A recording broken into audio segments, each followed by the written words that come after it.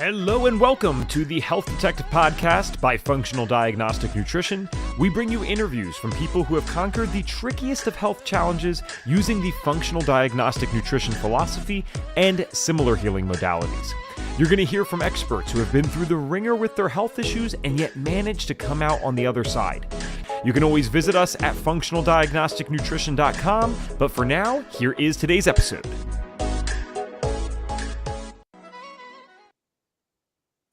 Oh, how did we switch up? Here we go. Hello, my friends, and welcome to another episode of the Health Detective Podcast by Functional Diagnostic Nutrition. My name is Evan Transu, aka Detective Ev, and I will be your host for today's show, episode number 394 of the Health Detective Podcast. We are glad you guys are here with us, quickly approaching episode number 400. We're going to have a new intro for that, so it'll be kind of fun. Quick announcements before we get rolling here. Pretty much I think only one today. And the one that I have for you is, if you somehow do not know by now, we have an East Coast FDN conference going down Friday, February 28th and Saturday, March 1st in beautiful Miami, Florida. I do admit Miami's a little much for me normally. I am extroverted on here, but I kind of like quiet nights and going to bed by 9 or 10. Miami starts the night, at like 11 p.m. So it's not normally my thing, but I will tell you this much. By the time you get to February or March in most of the United States, Miami becomes the best place in the world because it is 80 degrees and sunny. It never stopped being 80 degrees and sunny. So it's a very good place for a conference. We teamed up with Sandy Martin for this. Sandy Martin is the founder of the Biohacker Expo. So it's going to be a really cool conference for people who haven't been to a biohacker type conference before. You get these elements of functional medicine, and then you get a ton of cool things that you can try. Imagine everything from like red light therapy to brain tap devices to, these awesome little massage guns. They have pretty much anything that you can imagine, and you get to test this stuff out usually for free while you are there. Elizabeth Gaines, our education director, will be speaking on the main stage, and then Reed Davis, founder of FDN, and myself will be doing a 90-minute business workshop. So we're helping you, whether you are a health coach that's just starting out, a health coach that's experienced. We do believe that we can help you out as well. And then if you are like, hey, how do I do any of this stuff? I've never even thought about opening my own business. Like, what would that look like? We will be able to help you out with that as well. So if you go to biohackerexpo.com and use code HDP at checkout, like Health Detective Podcast, that's biohackerexpo.com, code HDP at checkout, and that will give you 50% off all tickets. There hasn't been a rush recently to order anything, but I realized if you guys want to attend the FDN networking event on that Friday night, please buy the ticket sooner rather than later. I don't know when the cutoff date's going to be. It could be as late as a week from the time of the conference, but I realized to set everything up with these events, you actually have to tell them the head count, more than the day before. So please make sure, if you do want to be at the networking event, at the very least, get that ticket sooner rather than later. And let's get into our topic today with our guest. So we have Katie Stewart with us. She's a registered holistic nutritionist, CEO of KSW Inc, and founder of her life-changing program, The Clear Skin Solution. Alongside her women-led team, they specialize in helping adult women with acne clear their skin from the inside out. Their main goal is to empower women and help them regain their confidence. Katie, welcome to the show. Thanks so much. I've been excited to come and join you today. Yes. So if you are clicking on this for the first time, because, we have acne in the title, maybe you just found us randomly on YouTube. This is actually a topic that probably outside of mental health is the one that I'm most passionate about, because I dealt with severe acne for a lot of my teenage years. In fact, pretty much all of my teenage years. And breakouts for me started as early as 9. So Katie, we did not even get taught yet in our sex ed class the changes that our bodies are going to go through and what's going to happen. So I got to be the live example of that. And I joke about it now because there's nothing else to do. You want to make light of it, but this was pretty stressful and definitely had a larger mental toll than I was aware of. And I'm so glad there's people out there like you that are doing this stuff, because I've worked with clients for acne. It's not my main niche or main thing, but I've always thought, man, if there is someone out there that is smart enough to have a business around this, there are millions and millions of people that need help with it, more and more as we go along here. And we really can offer solutions to them, because you can get into some dangerous things depending on the medications that you're taking, or even some weird stuff. Because if you get into the acne forums online, there are some very strange recommendations that you wouldn't believe unless you read it. So let's start with this. How did you get into this line of work? Why helping people with acne when you could help them with anything as a holistic nutritionist?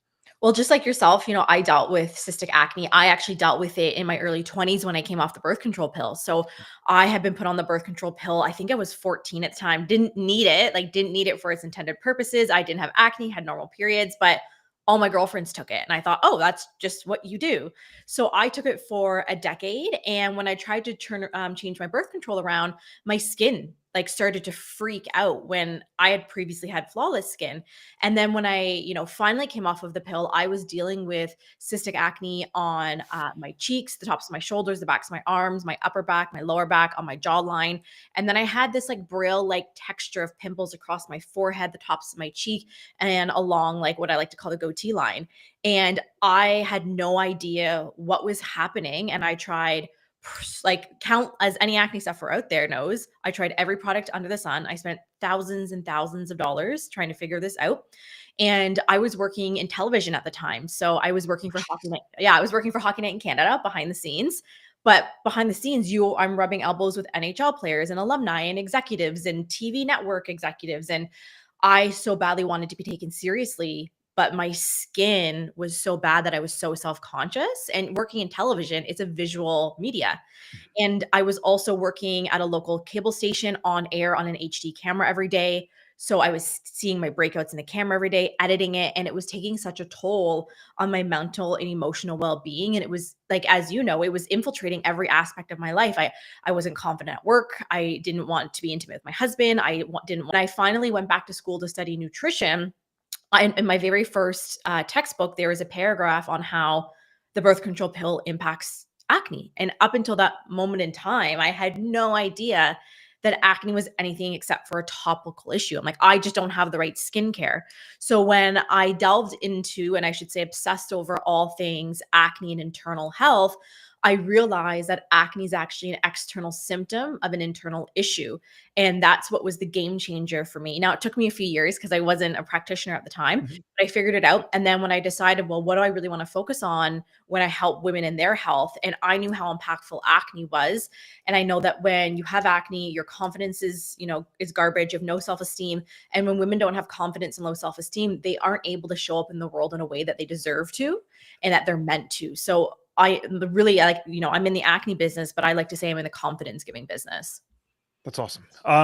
Quite a few questions here. So, Mhm. of course, I want to talk more about the solutions today, but if you Mhm. don't mind, I like to dissect people's journeys just a little bit Yeah. more. So, especially for someone, not only did you deal with this later in life Mhm. compared to someone that starts as a teenager, which has to actually be worse in a different way because you're used to a certain standard, and then it all of a sudden changes. Not to mention, you're doing a job like this to the Mhm. extreme. I can't even imagine that. I would never be doing something like this. Mhm. I can't. It's kind of a blessing that I get to do it now, right? Because no part of Evan Trans who believed that this would ever be my life, because I didn't want to show myself on camera or in photos or really in public. So you mentioned that it affected your mental health, but for those Mhm. out there that really are dealing with this and they're still in the midst of it, and the last thing they'd ever imagine doing is being on a podcast, let alone a live one like we're on right now.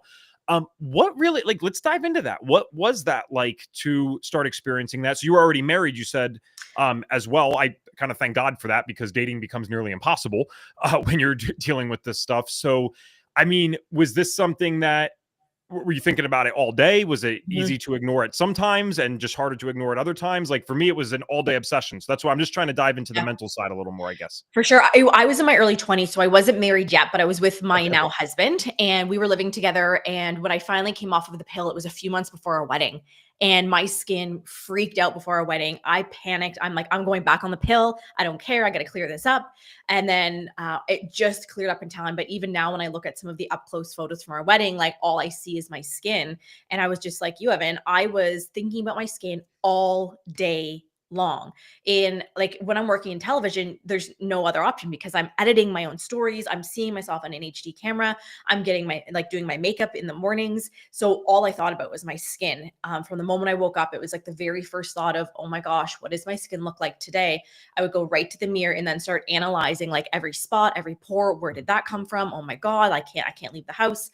And then even if I was, at home and I'm like, oh gosh, I ran out of eggs. I have to go to the store. oh, I have to spend 20 minutes putting makeup on because I don't feel comfortable even going to the store and getting eggs with the cashier seeing how I look. So it weighed on me all day long. And, like, especially as adults and especially as, an adult woman, you have a lot of things going on, so much happening in the day. And then you add on this added weight of acne on top of it. It's just like this wet blanket that you never get rid of. Yeah, that's a good, interesting way of saying it, but also very accurate in my opinion. Mhm. I got into car sales at 18, 19 years old of all Mhm. things, just because I didn't go to college. I wanted to, how can I make some money? And that is actually when the skin was the worst. And I was Mhm. really into personal development at the time. Like, I mean, every day listening to tapes, on the way to work, listening to audios, way home from work, listening to audios, which thank God I needed that. It's probably the only thing that kept me afloat at the time. Mhm.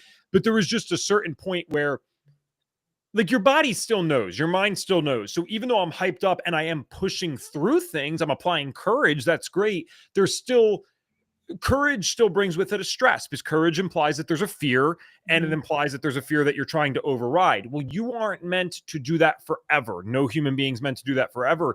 And it just got to this point where, like, I'm legitimately going in 18 years old. I got a shirt that's probably 2 times the size of what I should have been wearing at the time because I didn't really have business stuff.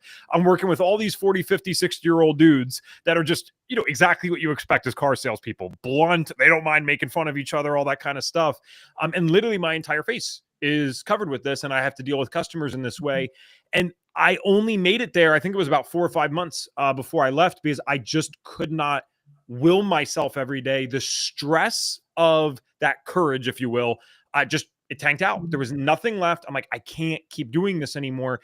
And the reason I wanted to talk about this just even briefly is because I don't think people understand. They're like, oh, it's some pimples. It sucks, right? It's Mhm. like, no, this is your identity. What you said about the cash register or cashier stuff, I should say, Mhm. that's the things that people don't get. I started, well, I shouldn't say, of course, I can't wear makeup as a guy. I guess I could have, but people, now I have a whole new set of problems, right? They're like, what the Mhm. heck's this guy doing? So my whole thing became I literally would go grocery shopping at 24-hour stores with a hoodie on, sometimes in summer, which they're probably thinking I'm robbing the place or stealing something. But the reality is, I just didn't want to go out in public when other people could see me, especially because my town's not it wasn't overly small, but like, let's say this, if you go to the grocery store 50 times, you're probably going to see someone, eventually. So Mhm. I was humiliated. I didn't want them to see me from high school. I didn't want my aunts and uncles to see me sometimes. So this is something that when you deal with it, no, it's not a cancer. No, it's not an autoimmune disease, but it becomes the only focus of your life. Mhm. So I just appreciate that you're helping people with this. Now, in terms of figuring out what is actually leading to this and how you serve people, if you hadn't read that birth control acne connection in the textbook, would you be here now, or was that really like the seed that got planted in your mind to make you think differently about this? Yeah, a little bit of column A, a little bit of column B, right? Because that really was a catalyst to think for me to go, oh, okay. It was like that cartoon light bulb going off, being like, there's something else going on here. But I feel like knowing my personality, I would have come across something eventually that would have led me to realize that, oh, okay, acne is an external symptom of imbalances inside. So I think I would have eventually found it. And I always feel like I was kind of meant to do this. And now Cool. looking back, I'm like, I'm actually grateful I had acne for two reasons. One, because it forced me to take care of my health. Because if it wasn't on your face every day, you'd probably a lot easier to ignore. And two, because now I get to help other women, feel confident in their own bodies as well. And like that's such a rewarding thing. Sure. Yeah, and I don't doubt that anyone that thinks or he's even willing to think outside the box that Mhm. you would have found it in some other way. I just think it's so cool sometimes how Mhm. I'm like in 400 episodes or almost 400, I'm obsessed with like how do people break that mold? How do they Yeah. go away from Western medicine? Not because we have to for everything. It's not what Mhm. I'm saying, but obviously you had to, I had to, and I'm like, what is that catalyst that leads them to Yeah. that? Sometimes it's something so simple. Well, interestingly enough, is I was working in television at the time, and I remember my producer saying, "Hey, Katie, like, what do you want to work in? You want to work in news or sports or what is it?" And I didn't, even though I work for Hockey Night, I'm like, I don't actually like sports, so I'm not going to go into sports. I think the news is too depressing. I didn't want to gossip on entertainment all the time. So she's like, "Well, why don't you do something that you really find exciting?" And I love food. I've always been a foodie. I was hosting a food show at the time, and I ended up working on a gluten-free cooking show. And this was back in like 2013, like before gluten was a thing.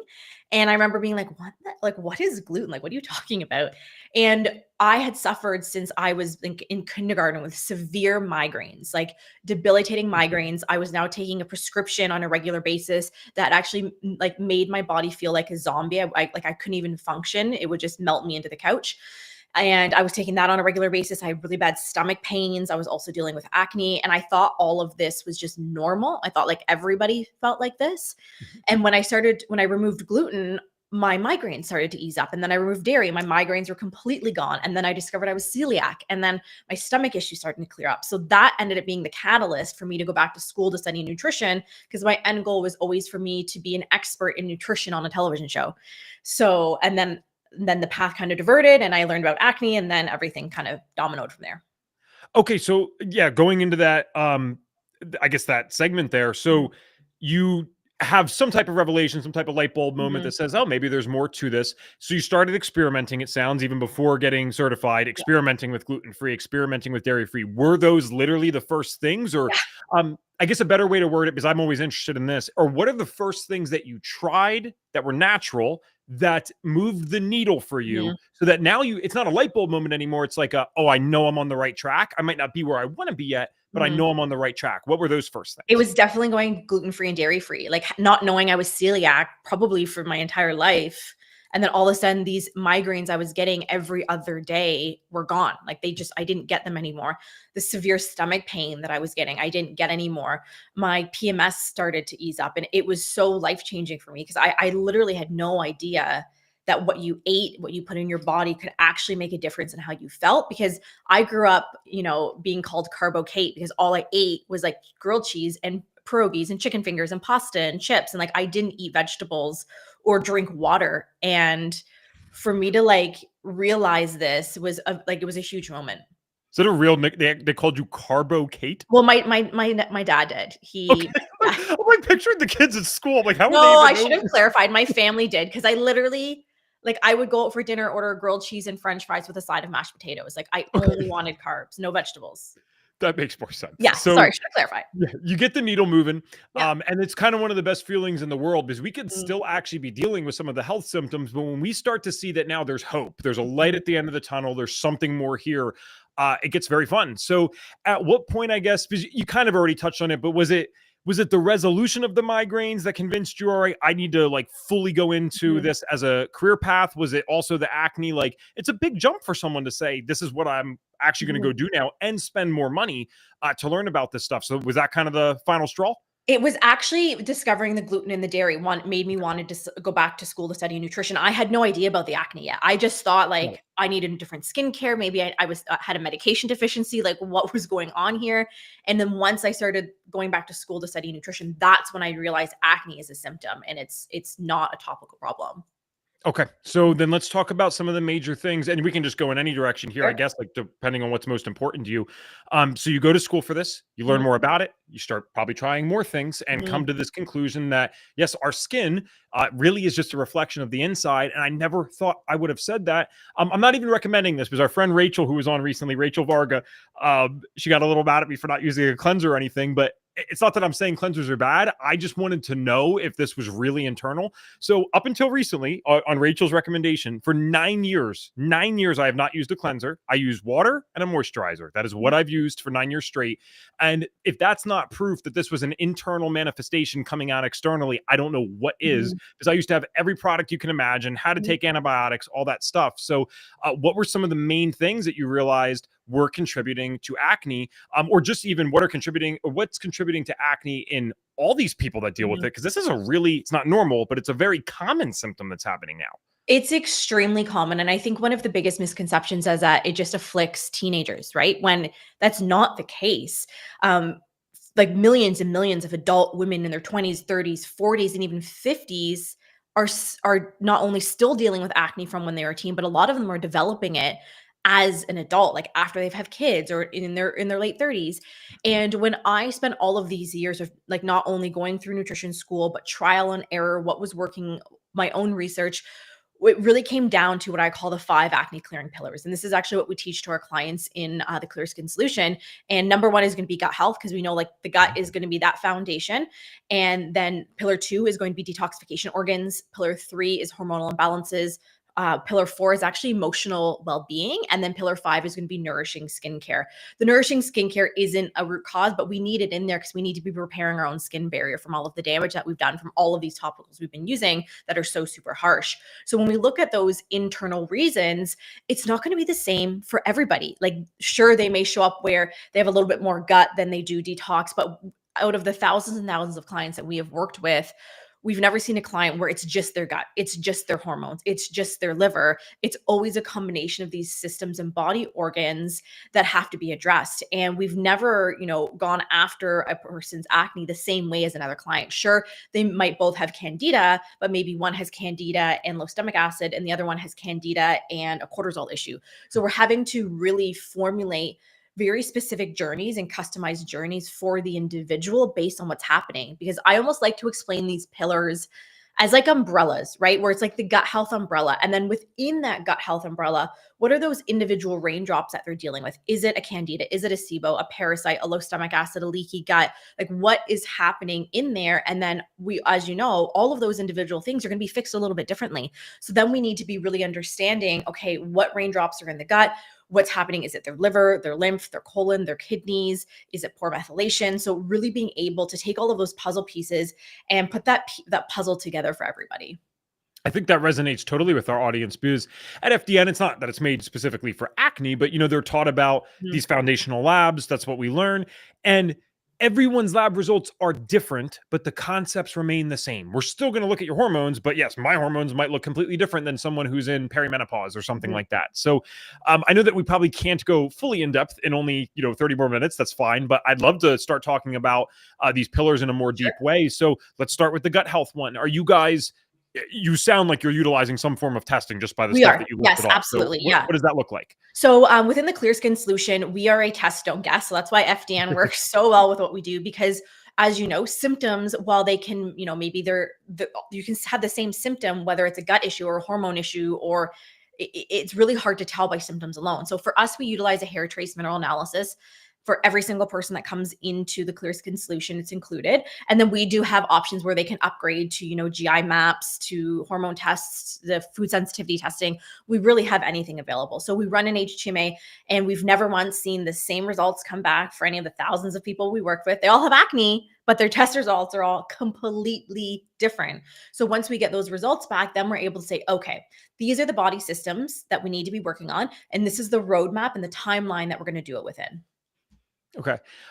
So not that I don't want to go to the next pillar, but there's such a key thing here, and Mhm. I'm actually just genuinely curious what your belief is on this. So the test results are different. The core specific issues are different. The concepts might be the same again, Mhm. but the core specific issues are different.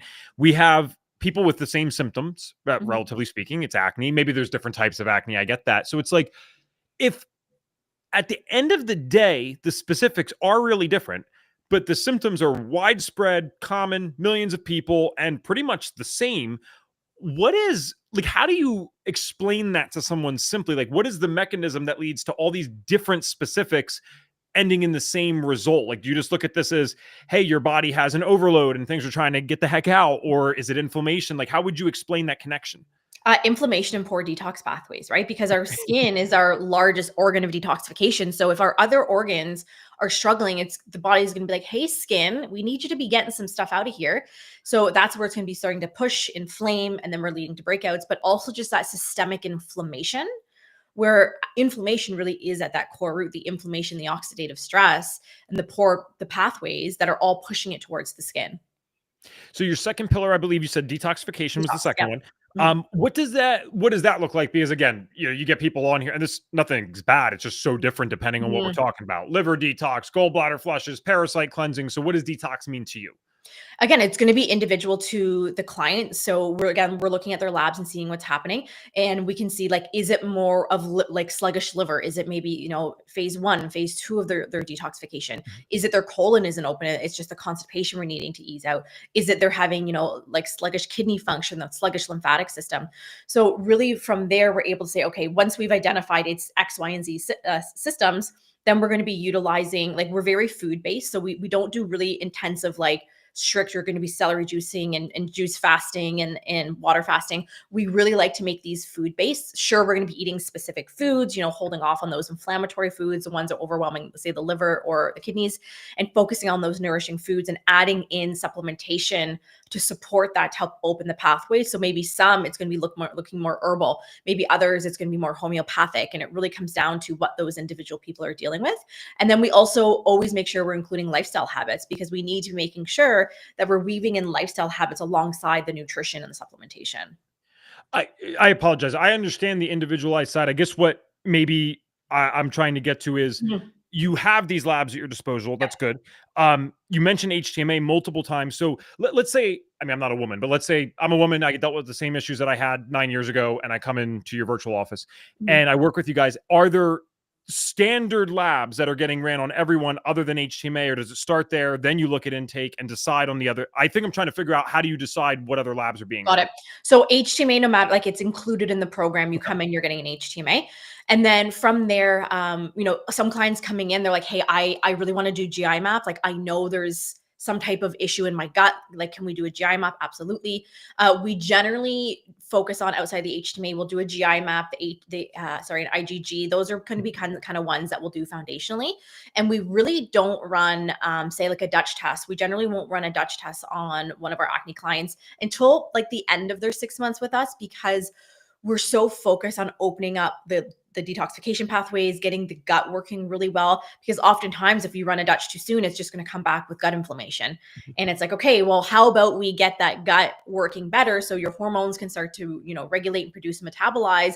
They're going to be, excreted a lot better through our detoxification pathways. And then we're going to get a much better look at your sex hormones and cortisol.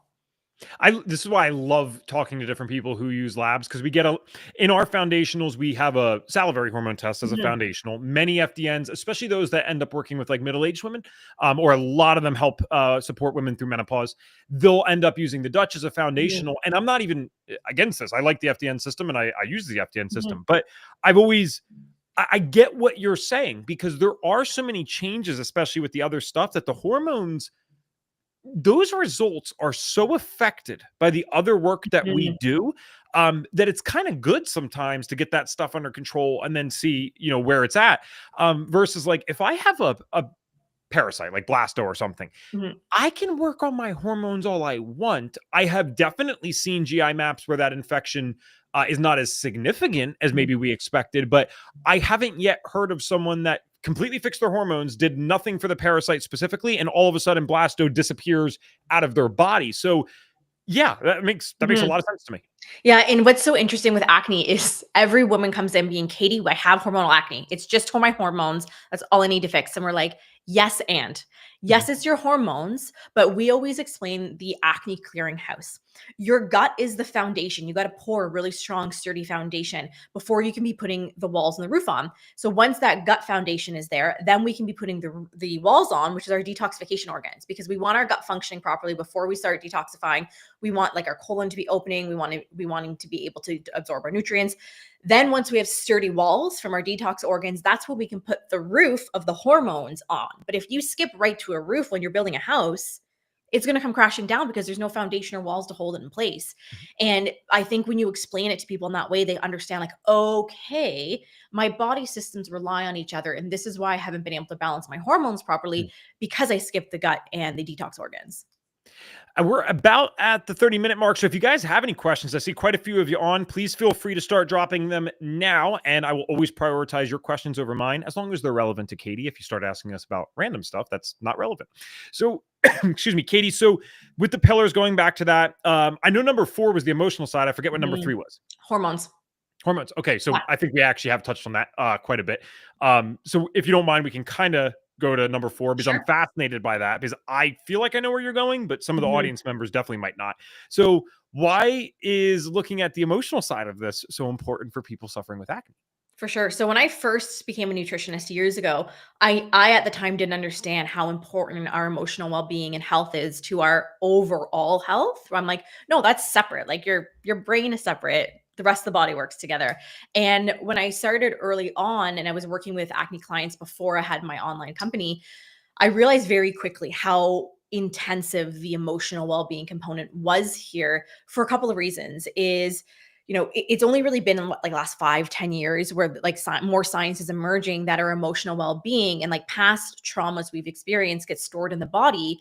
And when they get stored in the body, and if they aren't processed and gone through, they're going to create that dis-ease in the body. We're going to be having a dis-ease, which is going to be manifesting in different health issues, including acne. And we have seen like borderline miracles happen where we've been working with clients. They've got some great results and they plateau, and like nothing we're doing is shifting the needle anymore. And we're on them like, are we reducing our stress? Like, have you gone to see a therapist? Are you unpacking that emotional trauma from childhood? And when they finally do it, and then they're like, oh my God, I don't know what happened here, but it's like, you just see this receding of the acne on the face. And it's such an incredible thing to see, because acne sufferers, as you know, I'm sure, Evan, they are their worst own enemies. They are bullying themselves all day long. Yes, acne is a physical issue, but it is, unless you've dealt with it yourself, you don't understand that it's very much a mentally emotional one as well. And when you are struggling and you are talking down like you're ugly, you're not worthy, you're not lovable, you're never going to figure this out, you're going to have acne for the rest of your life, you are really just destroying that. Like, that negative self-talk is just destroying that self-esteem even further. And you so badly need to be repairing that relationship with yourself in order to be truly healthy, and working on the chronic stress and working on setting boundaries and saying no, because this all is such an important part of our health. It's not just what we eat and the supplements we take, it's the environment that we have ourselves in. I think this is so important. And going back to what you said before, because I kind of said it indirectly myself. So Mhm. we totally agree with this. After all these years of looking at this, you've worked with all these people. Mhm. It's If you broke it down as simply as possible, if you looked at the detoxification side of things and the inflammatory side of things, that is, if you start there, that Mhm. is really not only where you can look at a lot of health issues, but certainly you can look at acne. And then you say, well, how could something like a childhood trauma affect any of this? Well, it's like, Mhm. can trauma and stress, mental stress, cause inflammation? That's not a theory. Mhm. And you don't have to be woo woo to think that. That's proven that Mhm. it's actually some of the worst inflammation that you can have, because it's chronic as opposed to temporary. If you're having, as our friend Benazati says, stinking thinking all day long, that is something that is affecting you. Also, at the same time, if you have grateful thoughts, the majority of the day, that activates all these wonderful healing things. So there's a very practical side to this, and then there is this next level of the emotional side where, let's say, gosh forbid, because I'm sure this exists, someone is walking around where they had a gluten sensitivity or Mhm. celiac disease. They got acne because of that. Maybe life actually was decent beforehand. Now there is certainly an emotional aspect that has come up because of the acne. That's for Mhm. sure. And I'm playing doctor here. I was never diagnosed with this, by the way, nor do I think it was a severe problem, but I felt the effects of this. It happened to me. You probably know this. There's something out there called acne dysmorphia.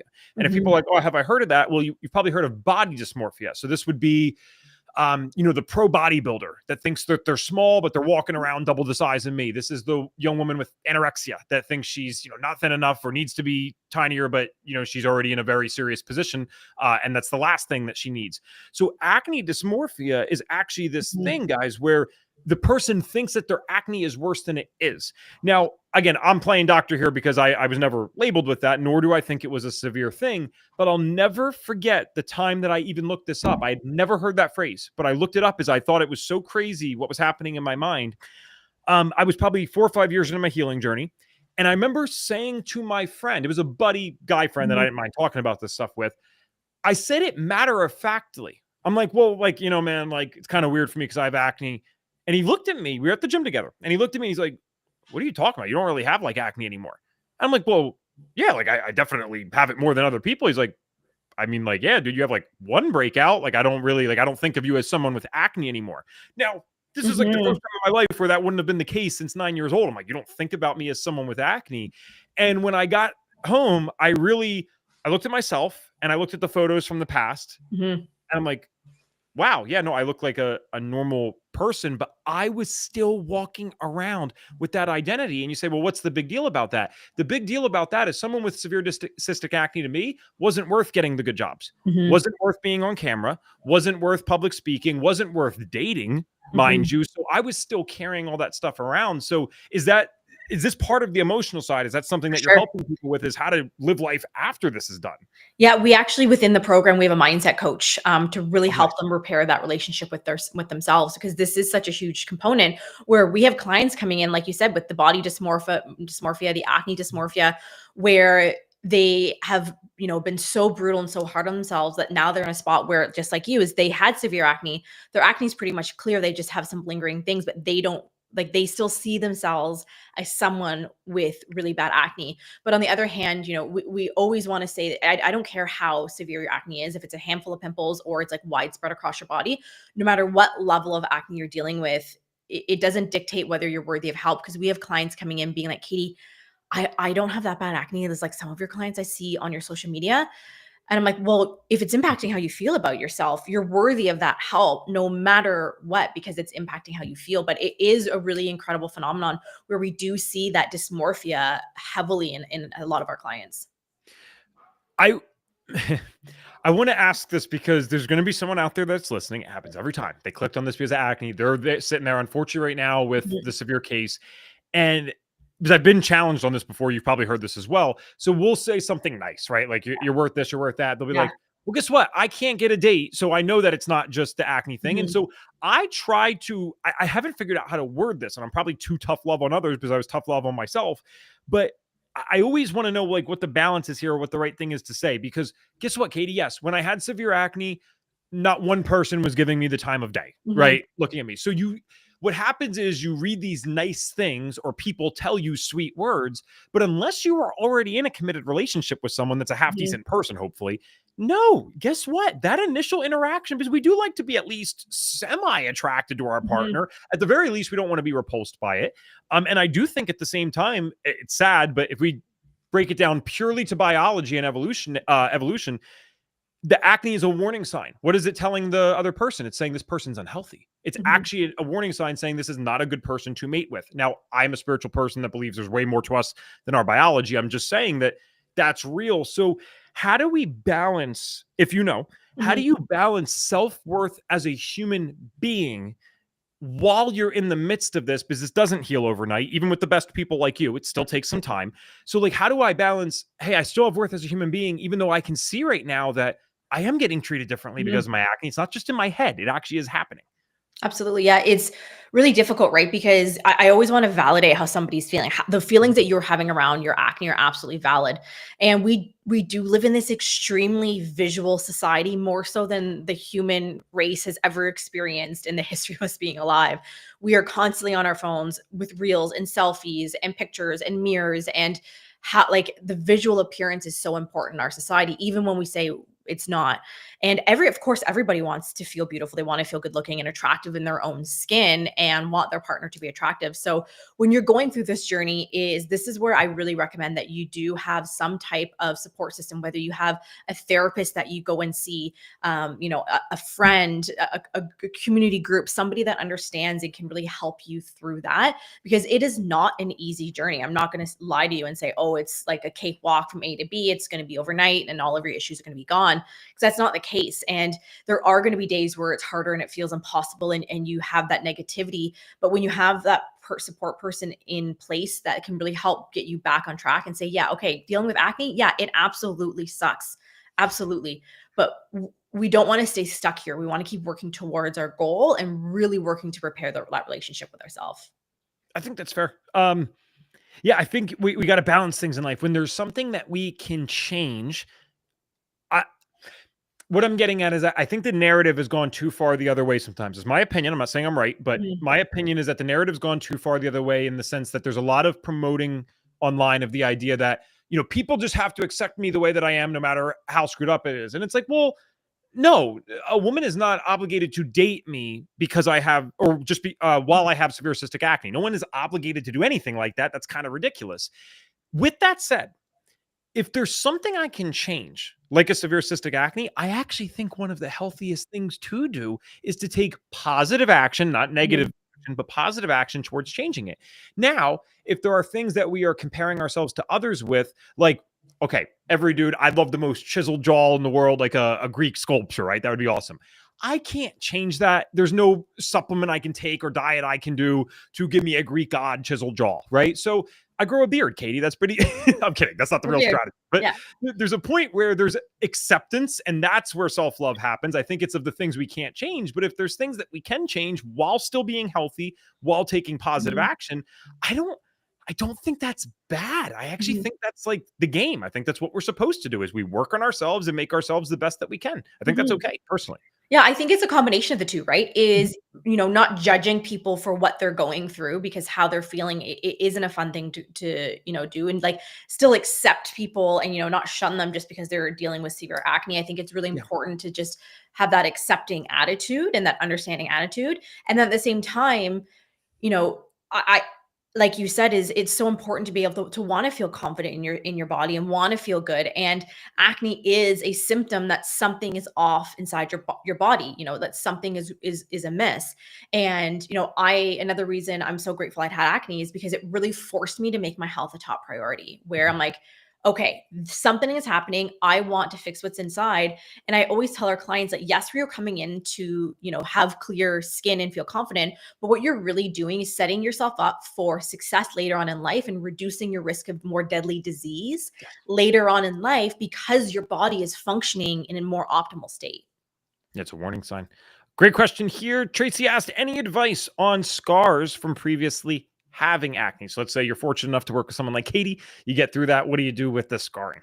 So there's two types. So when people say scarring, they kind of have they say that as an umbrella for the hyperpigmentation and then the physical like deep pitted scars. So I'm going to talk about both.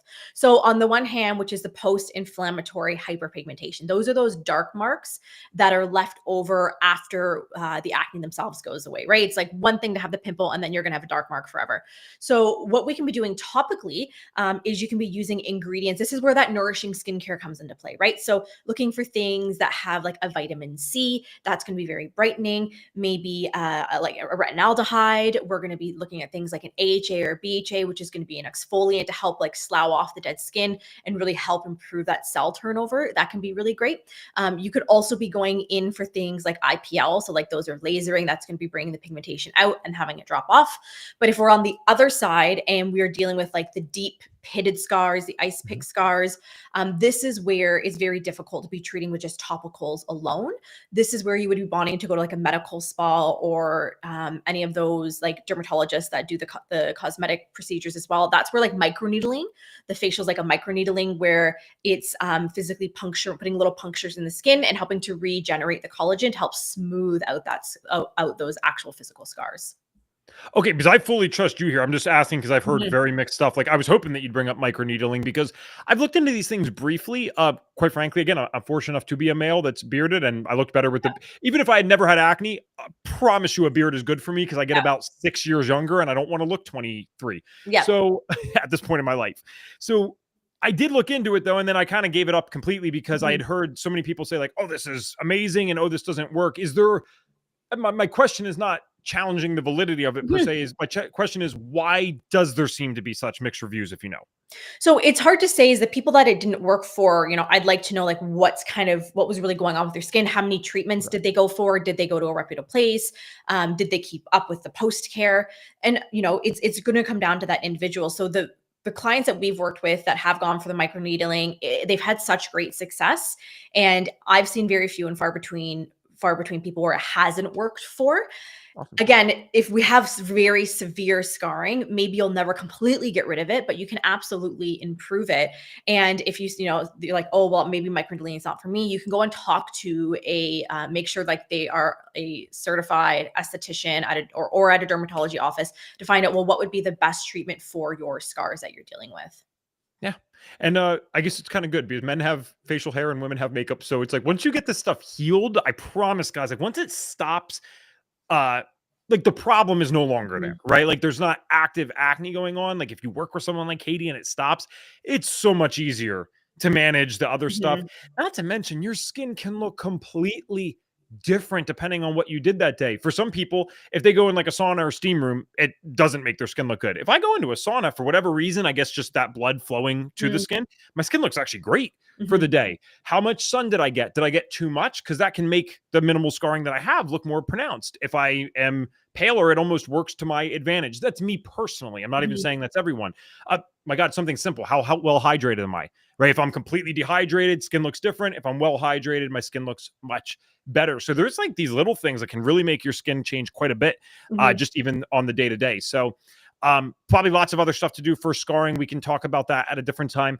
I want to talk about some client testimonials here. So, Sure. to the degree that you're able to share, I would just love to hear about people that came to you, they're at the end of their rope, and then really transform things around.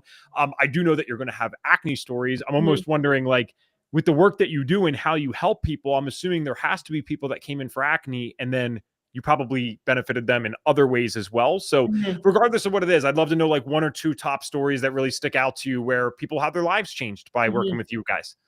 Yeah, it's like the testimonials, like when a client gets to the end of their journey, I like it to this day, still brings tears to my eyes. Like I still get so excited. I don't work with clients anymore. I have a team that does, but when they're like, "Hey, Katie, check these before and afters out, check these out," and then we also I interview a handful of our clients every month, and I'm getting to talk to them about their experience. And it, like I said, it always brings tears to my eyes because it's they always say I came in for my acne, but I left with way more. And, we had one client, she's like, even if my skin didn't clear, which it absolutely did, I would still do this work because every aspect of my life has improved. And like, I'm a mom of two little boys. So anytime there's a mom being like, I never wanted to be in pictures with my children anymore because my skin was so bad. And knowing that they're losing out on those memories that they're never going to be able to get back. And now they're like, I actually felt confident to be in the family photo this year and to be in the Christmas morning video. Like those are the stories that really get me because like it weighs on you so heavily, and then to finally be able to share those memories with your family again. And we've had this one client, she was probably the client we worked with the longest. We will always be like, listen, your acne journey is going to take the length it takes. The majority of our clients clear their skin in 6 months, but there's going to be people that it's going to take longer. And one of our clients to longest clients to date, she worked with us for 3 years, and through that journey she unpacked a lot of emotional trauma. She really worked through a lot that was going on. We helped her uncover that she was actually had an autoimmune condition, Mhm. and working through all of this process, she was just such a different person by the end of it. Like she was such a lovely, bubbly woman, and then by the end of it, like you could just see that like shine in her eyes again, because she was able to leave the house. She was able to have all of these other symptoms she was experiencing under control because she understood what was happening in her body. And I think, when you come in for acne, but then you leave and you're like, my migraines are gone, my bloat is gone, I have no more fatigue, my allergies are gone. Like they don't realize that they're not only able to feel good in their bodies, but they can feel good in their bodies. Yeah, that's awesome. And it's very rare to me that someone has, chronic acne or especially severe acne and doesn't have these other symptoms. Normally Mm, we forget about that stuff you forget. because the acne becomes the main focus, but it's like I don't want to. I was about to say it sounds so funny. I don't mean it obviously Yeah. literally, but it was interesting when you brought up the migraine thing because yeah, I was getting migraines at 5 years old. Didn't have a breakout yet, but I Mhm. already had these other things. I went to the hospital for stomach pains probably 10 times before the Yeah. age of 18. There's all these other things going on, so that's where like acne is not normal. It's common. It isn't normal, and it's a warning sign. Mhm. It's actually, yeah, like you said, I love your mindset with this because to me, I am grateful for it because it's like, well, what the heck would I rather have? Like, my first symptom is I have cancer, and Mhm. that's how I found out I was doing the wrong thing. Like, there is nothing that motivates me quicker than a bad breakout, right? I'll change everything up. I'll get to bed on time. I'll start eating Mhm. well again. Like, it's amazing how easily you can comply for vanity. And then Right. yet there's these very severe health issues that some people have that they find harder to change. And Mhm. I've been through some of those as well. And Mhm. it's weird because they're by definition more consequential, but they're harder to change sometimes because there's not an immediate effect. And acne is quite immediate. So 100%. yeah, I love what you're doing. Where can people find you? We hang out a lot on Instagram, YouTube, and our podcast. So you can find me on Instagram and YouTube at Katie Stewart Wellness. You can find us katiestewartwellness.com. And then our podcast we have on all the platforms is the Clear Skin Chronicles. Okay. My final question for you. This is more of a general one. We Yeah, ask this to everyone. It could be about acne, but it could sure. just be about general health too. So the question is this: we give you a magic wand, Katie gets to wave it, and you get or force, I should say, all of our viewers and listeners to do one thing for their health. So you can get them to stop doing one thing, or you can get us all to start doing one thing. What is the one thing that you'd get us to do for our overall health?